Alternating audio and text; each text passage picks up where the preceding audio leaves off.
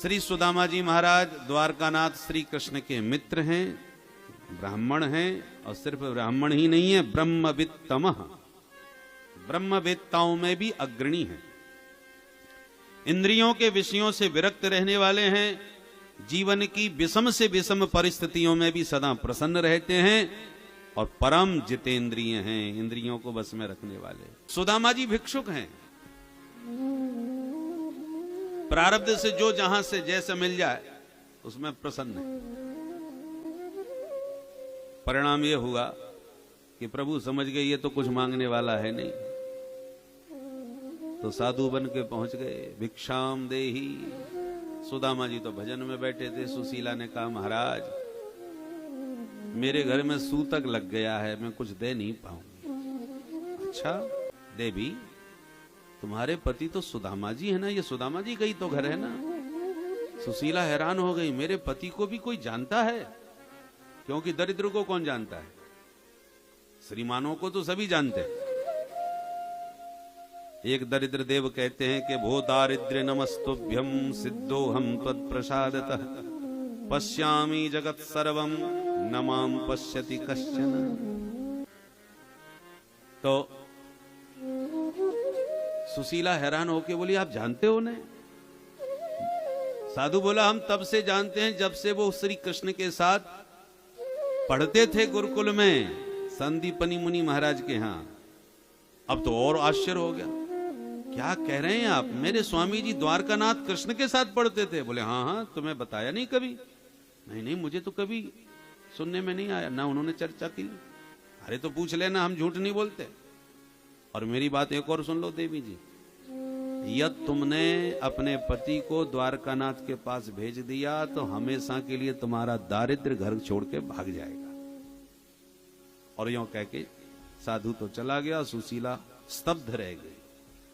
सुदामा जी को प्रणाम करके जाके पूछ बैठी, महाराज ननु ब्रह्मन् भगवतः सखा साक्षात् श्रियपति ब्रह्मण्यस्य शरण्यश्च भगवान सात्वतर्षभ। स्वामी ऐसा सुना है कि द्वारकानाथ कृष्ण आपके मित्र हैं। हैरान हो गए सुदामा, अरे तुझे किसने बताया? बोले जिसने भी बताया, पर बात सही है कि नहीं ये बताओ। बोले देवी बात तो बिल्कुल सही है। बोले धन्य है प्रभु, आज तक आपने मुझे नहीं बताई ये बात। बोले देवी मैं किसी को नहीं बताता, क्योंकि जिसे बताऊंगा कोई विश्वास ही नहीं करेगा। कहां हम कहां वो, किसी से कहूंगा तो मेरे को ही पागल कहेगा, तो फायदा क्या? अरे महाराज और कोई विश्वास करे ना करे, पर मैं तो आप पर विश्वास करती हूं, मुझे तो बताते कम से कम। खैर जो हुआ सो हुआ, छोड़ो। अब मेरा एक निवेदन सुन लो, आपको अपने मित्र का दर्शन करने द्वारका जाना है, और ये पक्की बात है, जाना पड़ेगा। तो सुदामा जी के मन में तो और उमंग उठने लगी। बचपन का मित्र है, हम लोग साथ साथ पढ़ते थे, खेलते थे, इतने वर्षों बाद मिलेंगे, कितना आनंद आएगा। ब्राह्मणी खुद कह रही है तो मौका बहुत जोरदार है। वैसे ये जाने नहीं देती कहीं, डर लगता है इसको, और खुद कह रही है चले जाओ, तो मौका का फायदा उठाओ। अच्छा ठीक है ब्राह्मणी, वैसे तो मेरा मन नहीं था, तू कह रही है तो चला जाऊंगा। खुश हो गई सुशीला। तो कब जाओगे? बोले जब तू कहेगी। तो अभी चले जाओ, सुबह से शीघ्रम। अच्छा तो ठीक है, मैं तो चला जाऊंगा, पर एक बात बता, वहां क्या लेके जाऊंगा? कृष्ण साधारण नहीं है, वो द्वारका का राजा है, द्वारकाधीश। महापुरुषों के यहां खाली हाथ नहीं जाया करते, कुछ ना कुछ लेके जाना चाहिए ना। सुशीला बोली रुकी रुकी, मैं कुछ प्रबंध करती हूं, घर में तो कुछ था ही नहीं, अन्न का दाना नहीं। भाग करके गई। याचित्वा चतुरो मुष्टीन विप्रान पृथुक तंडुलान चैल खंडेन तान बद्ध्वा भर्त्रे प्रादादुपायनम। 4 ब्राह्मणियों के घर जाकर के एक एक मुट्ठी चावल मांग लाई, पुराने वस्त्र के टुकड़े में बांध करके सौंप दिए। महाराज यही तुच्छ भेंट है, और हमने सुना है ब्रह्मण्यश्च शरण्यश्च, श्री द्वारकाधीश बड़े ब्राह्मण भक्त हैं और शरणागत वत्सल हैं। आप यही भेंट दोगे, उसी में खुश हो जाएंगे, स्वीकार करेंगे। वो दीन बंधु कहलाते हैं। पर जब भी आप उनसे मिलो, मौका मिले तो एक छोटी सी बात मेरी भी कह देना। क्या बोलना है बोल? बोले बस इतना कहना, एक मास द्वय पाख में दो एकादशी हो, सो प्रभु दीन दयाल ने नित्य प्रतिदीन मोहे। हे दीन बंधु, आपके सभी भक्त वैष्णव महीने में 2 बार एकादशी का व्रत करते हैं, और मेरे ऊपर तो ऐसी कृपा है आपकी कि 12 मास लगभग घर में एकादशी ही बनी रहती है। थोड़े से शब्दों में सुशीला ने अपनी मनस्थिति का वर्णन कर दिया। सुदामा जी बोले हाँ हाँ मौका मिलेगा तो तेरी बात भी कह दूंगा, और यूं कह के चल दिए। बगल में पोटी दवाई ली। चलते चलते बेचारे थक गए तो किसी वृक्ष की छांव में थोड़ी देर के लिए सो गए। प्रभु ने ऐसी लीला रचाई कि उठा के सुदामा जी को अपनी दिव्य द्वारका में सुलाई दी। प्रभु का सिद्धांत है, जो तू आवे 1 पग मैं आऊं पग 60, और जो तू कर रो काठ 100 तो मैं लोहे की लाठ। निद्रा भग्न हुई, सुदामा जी जगे, चारों तरफ देखा तो बड़े भव्य प्रासाद भवन देख करके घबरा गए। अरे ये कौन सा शहर आ गए भाई? एक राहगीर को आते देखा तो पूछ दिया, भैया जी राम राम, बता सको यहां से द्वारका कितनी दूर होगी? राहगीर हंसने लगा, वाह ब्राह्मण देवता, द्वारका में खड़े होकर के पूछ रहे हो द्वारका कितनी दूर होगी? ये कैसा बेतुका पर प्रश्न है? तुम्हें ये द्वारका नजर नहीं आ रही क्या? अरे भैया ये द्वारका है? बोले हाँ बाबा यही द्वारका है। गजब है गए भाई, हमें तो ऐसा लगे जैसे हम सपनों देख रहे हो। यदि ये द्वारका है तो ये बताओ मेरो कन्हैया कहाँ है? मैं बातें मिलवे आयो। बाबा ये कन्हैया कौन है? उनका कुछ अता पता है तुम्हारे पास? एड्रेस, सेक्टर नंबर, गली नंबर, मकान नंबर, मोहल्ले का नाम कुछ है पता तुम्हारे पास? सुदामा जी बोले मुझे कछु ना है मालूम, इतना मालूम है यहाँ को राजा है वो। मेरे बचपन को मित्र है तो बड़े प्यार से मैं कन्हैया कन्हैया कहूं। वैसे नाम तो बाको कृष्णचंद्र है पूरा। जब कृष्णचंद्र नाम सुना तो राहगीर आंखें फाड़ के देखने लग गया। ए बाबा मालूम है तुम किसका नाम ले रहे हो? वो हमारे महाराज हैं, सर्वेश्वर हैं। उनका नाम ऐसे कोई नहीं ले सकता यहाँ पर। उनका नाम बड़े अदब से विशेषणों के साथ मिलकर के लिया जाता है। कैसे नाम लिया जाए भैया बता देने? बोले श्री श्री 1008 श्री महाराज आधिराज द्वारकाधीश गोविप्र प्रतिपालक भगवान श्री कृष्णचंद्र जी महाराज। सुदामा जी तो घबरा गए, भगवान ये तो बड़ो लंबो चौड़ो नाम है गयो या को। बचपन में तो कनुआ कनुआ कह देते। समय समय की बात है भाई। अच्छा भैया अब तो बता दे तेरो महाराज हमें मिलेगो कहाँ? बोले बाबा चले जाओ, ये ऊंचे ऊंचे जो भव्य भवन दिख रहे हैं सब उन्हीं के तो हैं। इतने सारे के सारे महल? बोले हाँ ये सब के सब उन्हीं के। राहगीर तो कह के बता के चलता बना, पर सुदामा जी मन में थोड़े घबराए गए। भाई इतने सारे महल, इतने बड़ो राजा, अब हमारो नामों भूल गयो होगो, अब तक तो पहचान पाएगो कि नहीं? चलो आ गए हैं तो एक बार मिलेंगे तो जरूर, जो होगा देखा जाएगा। हिम्मत करके रुक्मिणी के महल में घुस गए। द्वारपालों ने स्वागत किया। आइए विप्रदेव कहां से आगमन हुआ? परिचय। सुदामा जी बोले भैया अपने सखा से इतना बताए, अपने महाराज से इतना बता दो कि वाकई एक सखा सुदामा ब्राह्मण मिलवे को आए। सखा शब्द सुन करके द्वारपाल हैरान हो गए। आप हमारे महाराज के मित्र हैं? हाँ भैया बचपन के मित्र हैं। पूछ ले, मानेंगे तो मिलेंगे, नहीं मानेंगे तो खिसक लेंगे। ठीक है तो विराज। द्वारपाल जानते हैं कि भगवान की लीला बड़ी विचित्र है। एक से एक विचित्र महापुरुष आए दिन पधारते हैं। चलो पूछने में क्या हानि है।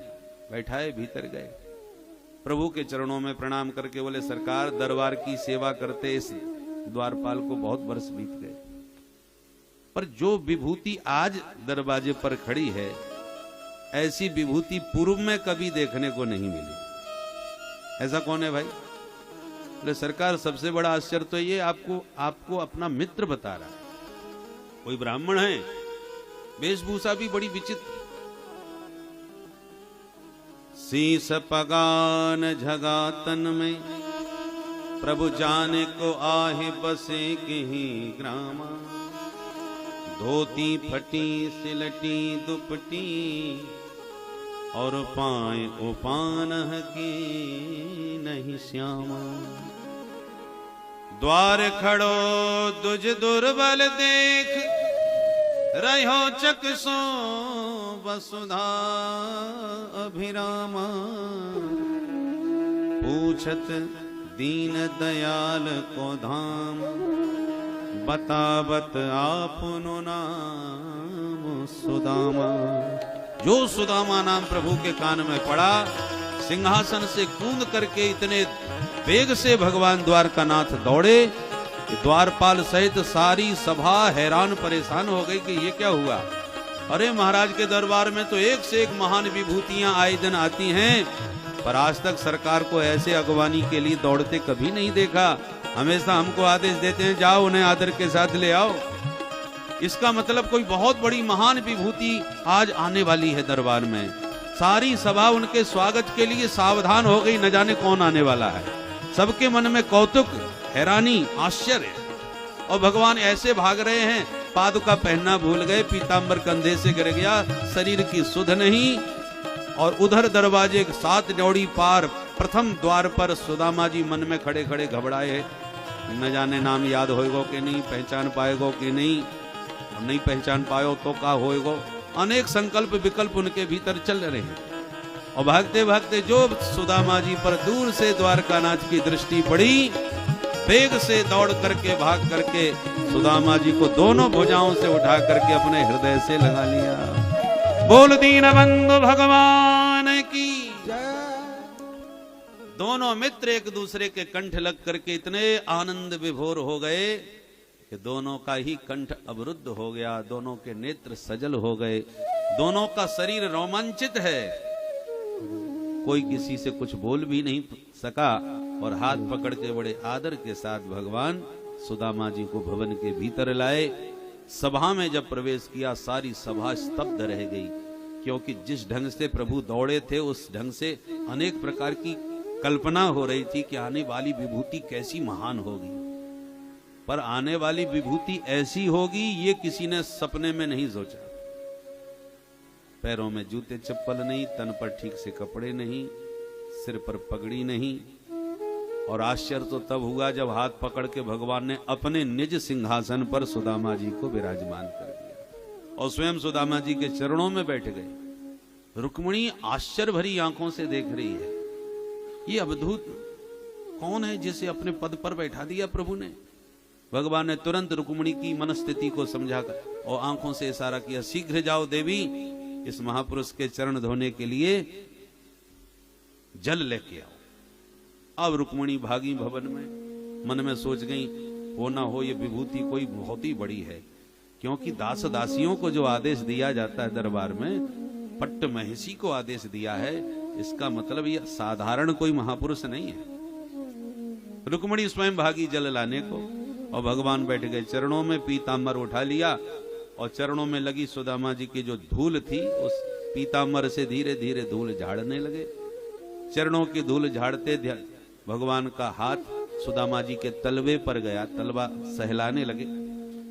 हाथ में कुछ चुभा तो ध्यान से देखा, एक नहीं अनेक कांटे चुभे हुए हैं, जो चुभ करके पैरों में टूट गए। सुदामा जी को होश ही नहीं। भगवान एक एक करके कांटा निकालने लगे तो कांटे के साथ रक्त भी निकल पड़ता है। ऐसे रक्त रंजित सुदामा जी के चरणों की हालत देखकर भगवान द्वारकाधीश इतने द्रवित हुए कि जब तक रुक्मिणी भीतर से जल लाती तब तक गोविंद के दोनों युगल नयनों से निरंतर जल की धारा प्रवाहित होने लगी। गंगा यमुना की धारा इतनी बही कि सुदामा जी के दोनों चरण उस नेत्र जल से ही सर्वथा प्रक्षालित हो गए। ऐसे बेहाल विवाहिन सो पग कंटक जाल लगे पुनि जोए, हाय महा दुख पायो सखा, तुम आए तेन किते दिन खोए। देख सुदामा की दीन दशा, करुणा करके करुणा निधि रोए, पाने परात को हाथ छुओ नहीं, नैनन के जल सो पग धोए। प्रीतो विमुंचयन बिंदु नेत्राभ्याम पुष्करीक्षण। सुखदेव जी कहते हैं अविरल जल धारा नयनों से बही, चरण धुल गए। रुक्मिणी जल लेके पहुंची तो यह दृश्य देख करके अवाक रह गई, मन में सोचने लगी, कल्पना करने लगी, किम अनेन कृतं पुण्यम अवधूतेन भिक्षुणा, श्रियाहीनेन लोकेस्मिन् गर्हितेन धमेन च। अनेन अवधूतेन किम पुण्यम कृतम, इस अवधूत ब्राह्मण ने कौन सा पुण्य किया होगा जो इतना बड़ा सौभाग्य प्रभु इसे प्रदान कर रहे हैं। भगवान ने चरणोदक रुक्मिणी को दिया और कहा देवी इस पवित्र जल से मेरे पूरे आंगन को पावन कर दो।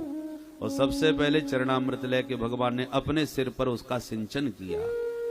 अग्रहीत सिरसा राजन भगवान लोक पावन, जिनका नामस्मरण करने से, जिनका ध्यान करते ही जीव के समस्त अमंगल अशुभ समाप्त हो जाते हैं, परीक्षित वे भगवान स्वयं सुदामा जी का चरणोदक सिंचन करके कहते हैं कि आज मैं पवित्र हो गया। भगवान का सबसे पहले पूजन में स्मरण किया जाता है। स्मरण कराते समय ब्राह्मण मंत्र पढ़ते हैं, अपवित्र पवित्रो वा सर्वावस्थांगतोऽपि वा यस्मरेत् पुंडरीकाक्षं सबाह्याभ्यन्तरस्वचिः। यस्मरेत्, एक बार भगवान का जिसने स्मरण कर लिया वो कितना भी अपवित्र हो या कितना भी पवित्र हो, सब बाह्याभ्यंतर शुचि, बाह्य और आभ्यंतर, बाहर और भीतर दोनों प्रकार से वह जीव तत्क्षण पावन हो जाता है। किस क्षण? यस्मरेत पुंडरीकाक्षम, भगवान पुंडरीकाक्ष श्री कृष्ण कन्हैया का, नारायण का ध्यान किया कि तुरंत पवित्र हो गया। भगवान का ध्यान जब करता है तो वह घड़ी, मुहूर्त, समय, तिथि सब पवित्र हो जाते हैं। तदैव लग्नम सुदिनम तदैव ताराबलम चंद्रबलम तदैव विद्याबलम दैवबलम तदैव लक्ष्मीपते ते घ्रियोगम स्मरम। भगवान लक्ष्मीपति नारायण के अंघ्रि युगल युगल चरण कमलों का ध्यान करते ही तिथि वार सब मंगल हो जाता है। रुक्मिणी श्रद्धा से चरणोदक लेके भीतर गई। भगवान को लगा सभा में सुदामा जी सकुचे सह में बैठे हैं, तो हाथ पकड़ के भवन के भीतर ले गए, स्नान कराए, नूतन वस्त्र पहनाए, दिव्य भोजन प्रसाद पवाए और निज सैया पर ले जाकर के सुलाए। जैसे सुदामा जी प्रभु की सैया पर लेटे, दिव्य प्रेमानंद में डूब गए और भगवान स्वयं चरण दबाने बैठ गए। सुखदेव जी कहते हैं परीक्षित कर लो दर्शन, कौन कहेगा सुदामा दरिद्र है। अरे जब रुक्मिणी जी ने देखा मालिक चरण दबा रहे हैं तो मैं भी तो कुछ सेवा करूं, दौड़ के पंखा लेके आ गई और एक किनारे खड़ी होकर के सुदामा जी की हवा करने लगी। जिसकी लक्ष्मी स्वयं हवा कर रही हो और लक्ष्मीपति जिसके चरण पलोट रहे हों, दुनिया में उससे बड़ा धनवान और कौन हो सकता है। बोल दीनबंधु भगवान की, भक्त वत्सल भगवान की जय। जय श्री राधे।